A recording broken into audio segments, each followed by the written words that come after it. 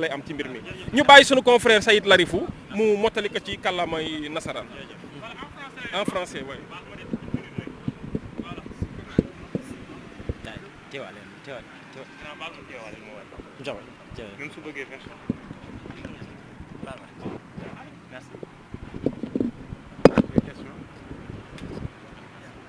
Bon, comme vous l'avez constaté,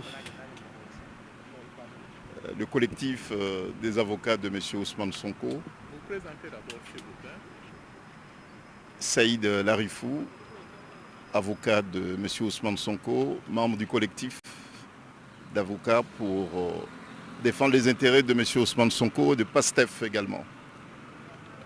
Le collectif des avocats de M. Ousmane Sonko est revenu à la Cour suprême pour déposer une requête aux fins de rabat de l'arrêt rendu le 17 novembre dernier. Nous rappelons que lors de nos précédentes déclarations, nous l'avons dit clairement que le chemin sera très long, mais nous sommes très déterminés à exercer toutes les voies de recours pour faire valoir les droits de M. Ousmane Sonko et les droits de PASTEF, leurs droits politiques, leur droit d'exister politiquement et le droit de participer aux compétitions électorales dans ce pays. C'est un droit qui est reconnu à tous les citoyens du Sénégal. Nous ne comprenons pas et nous n'accepterons pas qu'un citoyen sénégalais, le principal chef de l'opposition, candidat déclaré, fasse objet d'autant de répression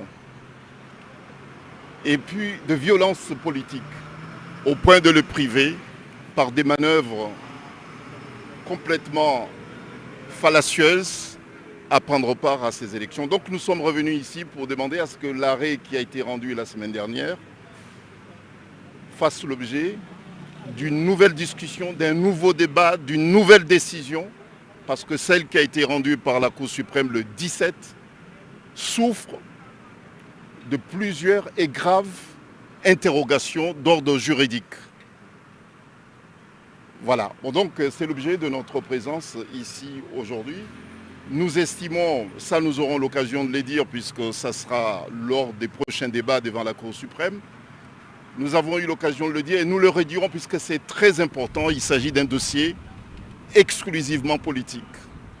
Que des manœuvres ont été employées pour empêcher à ce que la décision qui ordonne la radiation de M. Ousmane Sonko sur les listes électorales lui soit notifiée conformément à la réglementation en vigueur dans ce pays. Ça n'a pas été fait. On est le 28 aujourd'hui. Jusqu'à maintenant, aucune notification ou signification n'a été remise à M. Ousmane Sonko. Alors que la décision devait normalement lui être notifiée avec mention spéciale de ses droits au recours. Cela n'a pas été fait. Donc aujourd'hui, nous ne sommes pas venus demander plus et moins non plus. Nous sommes venus demander à ce que le droit, rien que le droit de M. Ousmane Sonko, soit respecté. Et nous tenons à le dire. Ça a été dit tout à l'heure avec pertinence par mes confrères. Ils l'ont dit en français et puis en wolof. Et je répète, puisque c'est l'élément pour nous, aujourd'hui, l'élément le plus important. La Cour suprême du Sénégal est dans l'obligation d'agir dans l'urgence, dans l'extrême urgence, puisqu'il s'agit d'un contentieux électoral qui protège le droit d'un citoyen sénégalais. L'expression de chaque citoyen sénégalais par rapport à des compétitions électorales est fondamentale. Nous ne comprendrons pas et nous n'accepterons pas que l'expression de M. Ousmane Sonko soit entachée d'irrégularités, alors que celles des millions d'autres citoyens sénégalais seront prises en considération. Donc il y a une obligation de sérénité. Il y a une obligation de rendre cette décision le plus vite possible.